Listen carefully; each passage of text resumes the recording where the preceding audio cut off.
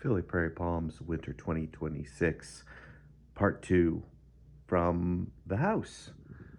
It's nice to come here and have morning tea, morning coffee from this spot here sometimes. So let's get to the update. Yeah, I'm a little pooch. I turned off the grow bulbs.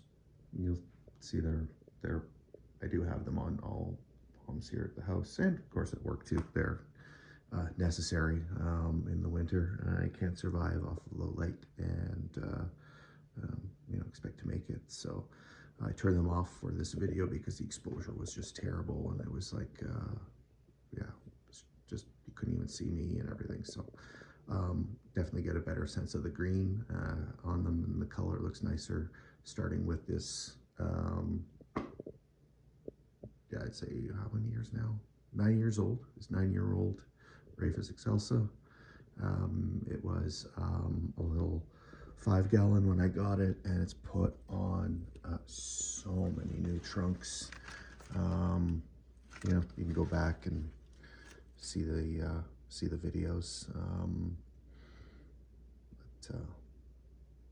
Yeah, huge. No pests. I do have to trim some of the ends every now and again because I don't use distilled water or anything special like that. I use tap water, which has hard minerals, and hard minerals on palms give brown tips. It's not really a lack of humidity indoors because I tried doing distilled water on this guy and for a whole year, and it didn't give me any brown tips, and the humidity was the same as it is now. But couldn't afford it and had to go to tap, and the only change with tap is brown tipping. But it takes a while. It doesn't happen on the newest ones, obviously, and they're gorgeous. So yeah, pretty proud of this one. I rotate it, of course, every now and again so that it gets even coverage from the grow bulb. The Livingstone chinensis is several years old now. This is a huge glow up from the 2 trunk that it used to be a number of years ago. Like I said, the old 1 trunk died. I thought this one was going to die too, and it made a miraculous recovery and is really putting on some fucking beef now. So very proud of it, really happy. This was the one that I experimented with by taking off all of the spikes, protective spikes on all the petioles. Once this guy gets really mature and actually starts putting on trunks outside, which this is never going to be, but in habitat, they lose their spikes when they're 10, 20 years old. So I'm gonna bend that guy back. This one on this other side here. Let's see, I'll take that off. And really all it does is just, like, I don't know, some people might think this is unsightly or whatever, but at least it's safer. I don't injure myself at all on any of the petioles here. And I don't know if you can get the full effect. I'll zoom out.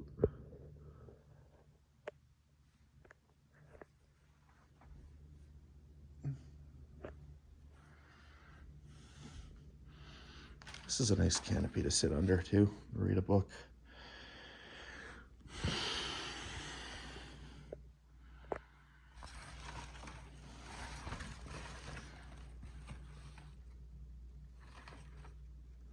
Does well inside. No pest issues.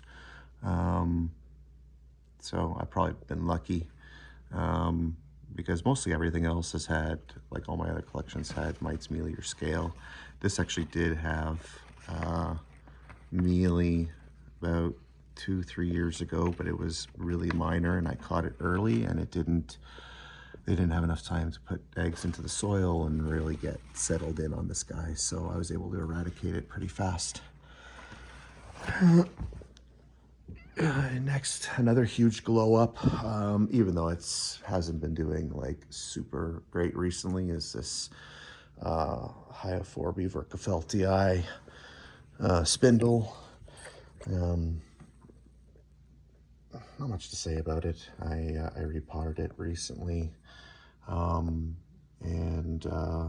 it didn't like kind of that went into shock a bit, and yeah, I'm just hoping for the best. By the summer it'll put out something good number of fronds when it gets outside and gets toasty warm, I hope. I don't know if you can see, but I marked it right here. That's 2 weeks of growth right there. So I don't know, it's about like almost 3 inches. So 3 inches in 2 weeks for a palm that's in shock and struggling.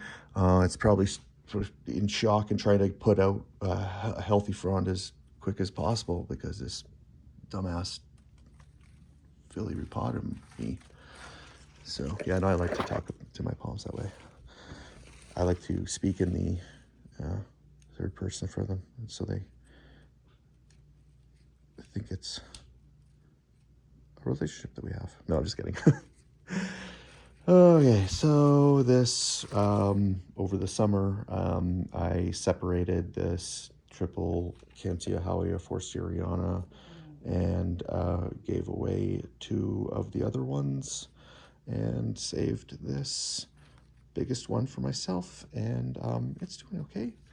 Still grows really slow, but it's a loose mix of bark, charcoal, perlite, and a little bit of like peat moss in there and stuff. So passes through. This is old damage from scorch last summer. But yeah, that's the newest frond, looking beautiful. That guy too, looking really good, and the newest spear is opening.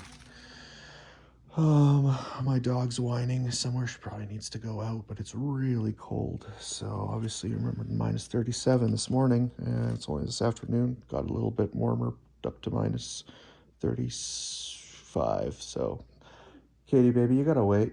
I'll let you out for a pee soon, babe. We'll do this little guy first. Trachycarpus fortunei, variety Wagnerianus.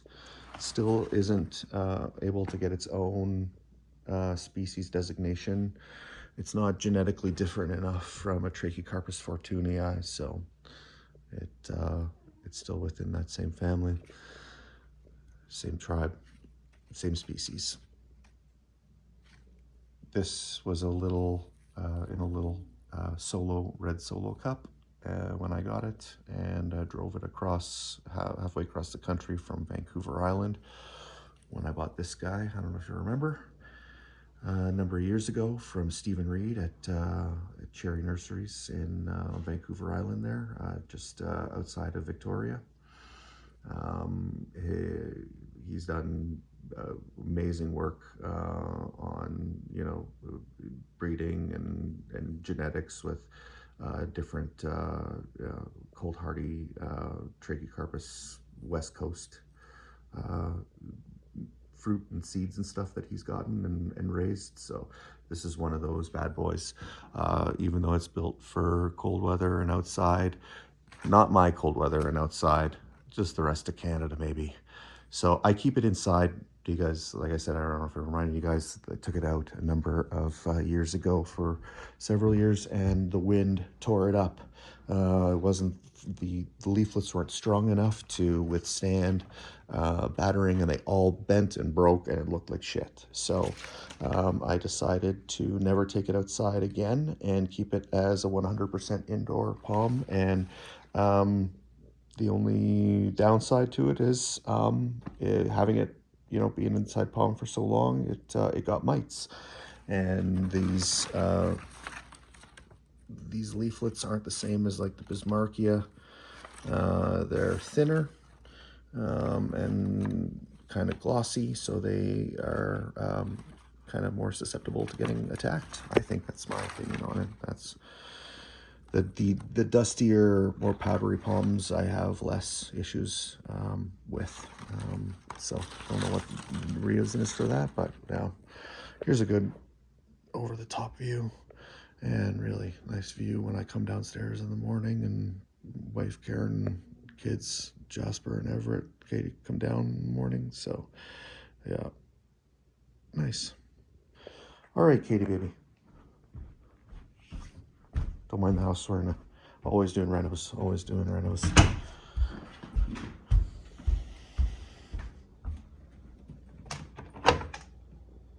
Cold, huh? Ready? You be fast.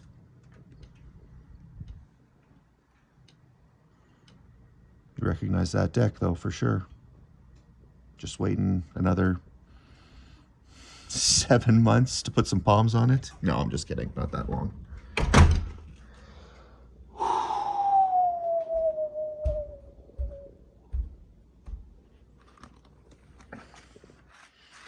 This triple Chamaedorea metallica has 2 males,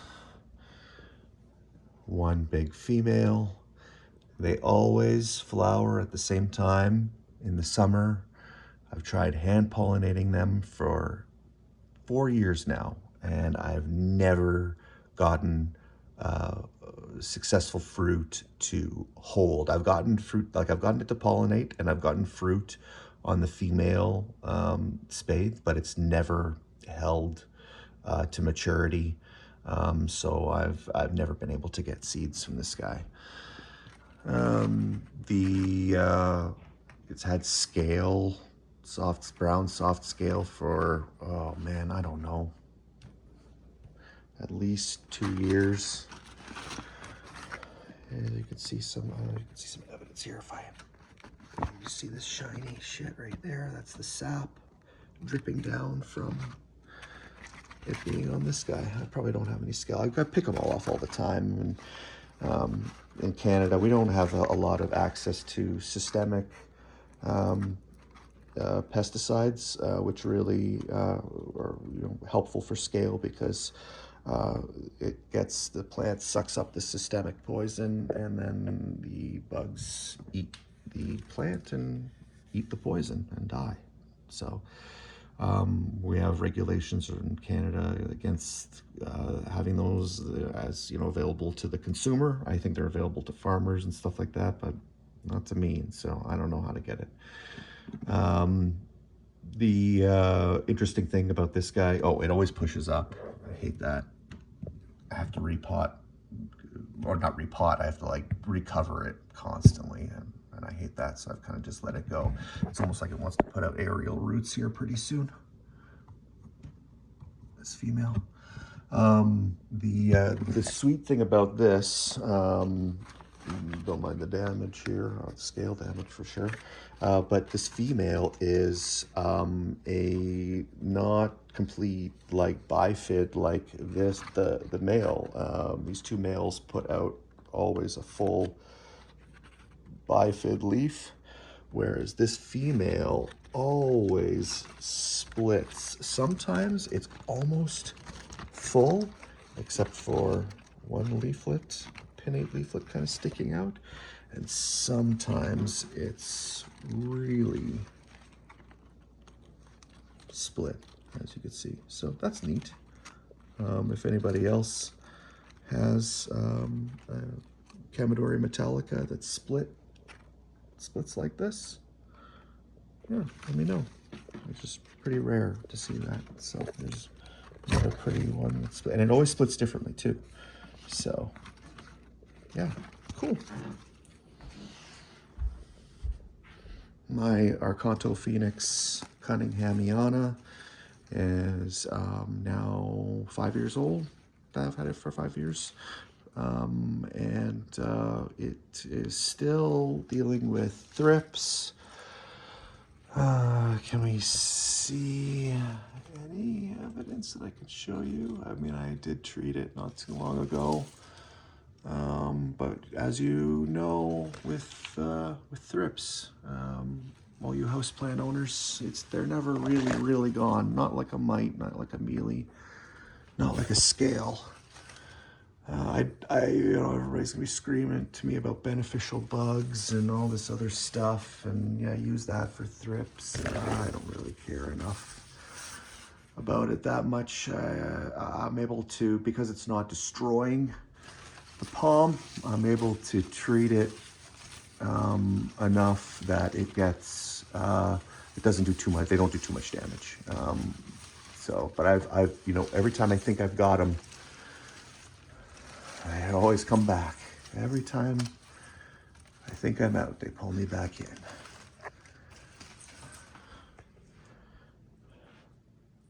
This Beauty odorata, I got in the summertime.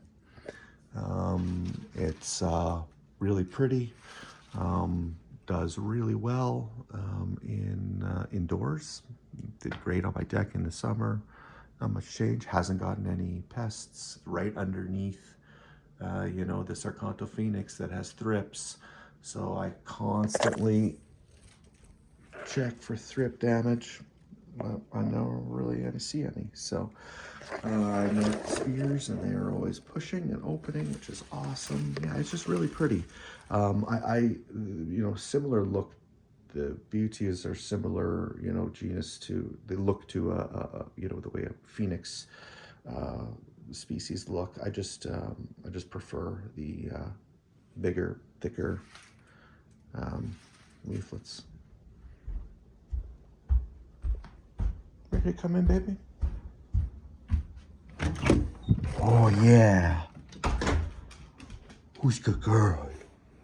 Yes. Let's have a treat before I finish the video. I'm not even gonna cut and edit because I don't do that. Here you go, baby girl. You leave Daddy alone to film now.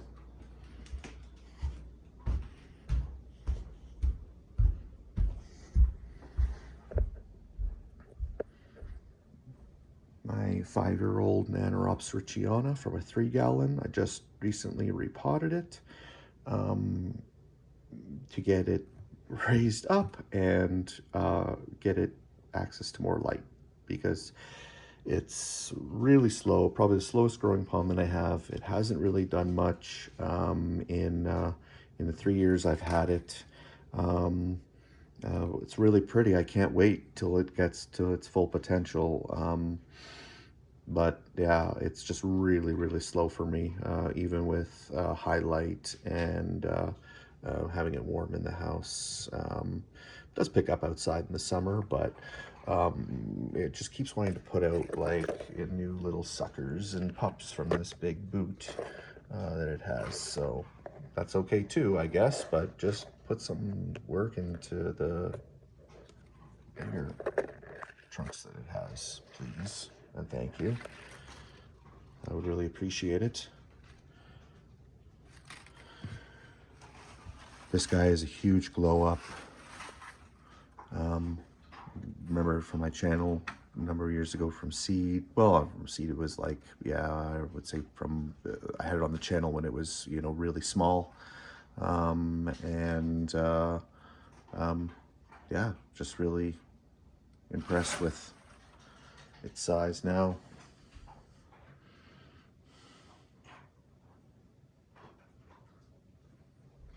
Doesn't get any mites or mealy or scale. And I need to put tons of water through it all the time, even though it's like a drought tolerant palm from Baja, California.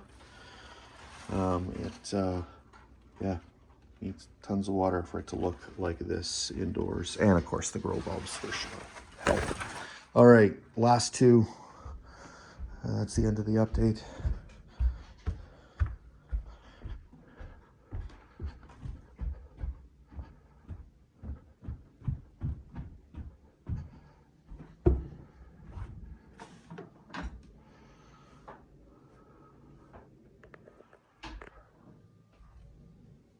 This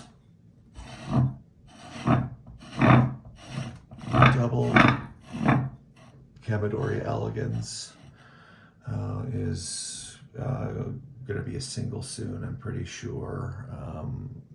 It was my son's, named Richard.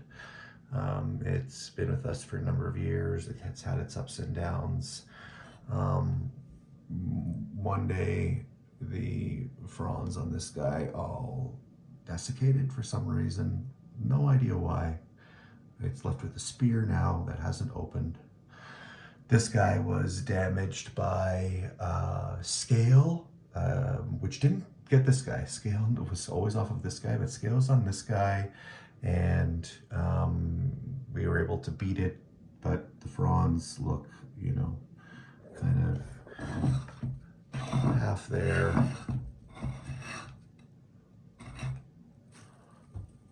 The spear is going to open soon, and hopefully it'll look better.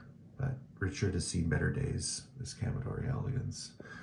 I keep it here in the toasty bathroom for the baths that the kids have, so it does get, you know, a little bit of moisture and some warmth. So I don't know. Like I said, I don't know. Humidity doesn't have much of an effect. I still pass water through it all the time. So yeah. And last in the collection, and probably one that is given me a number of fits, but is starting to take off finally, because figured out the secret is this germination heat mat for this Cocos nucifera.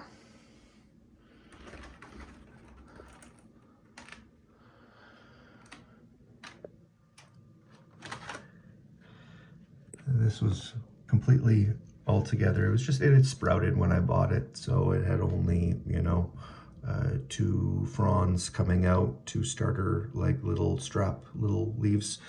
And now the strap leaves just keep getting bigger and bigger. These I needed to cut off because they had died. You know, these portions here, can't keep it looking pretty forever. It seems to, like, you know, as soon as you get one good frond on it, the others start to go. It uses, probably sucks all the energy and recycles it to get them to look like this. But yeah, it's getting huge. It was so tiny. So still putting out strap leaves. It's still all baby stuff. It's not going to put out pinnate maybe for another year at least. So I'll probably need, you know, 4 or 5 more fronds before it decides to get mature and actually maybe even split this completely, and then I can repot it. It'll always need to be on a germination heat mat, no matter the size. So yeah, we'll end on that. Philly Prairie Palms, winter 2026. Love you guys. Thanks. Like and subscribe. And I know it's been a while. Lots of stuff going on in my life and everybody's life, so you know how that goes. And yeah, miss you all though. Cheers. Next video will probably be at the end of winter. I'll try and do one where I do lots more about acclimating and stuff like that. So all right, Philly Prairie Palms, peace out.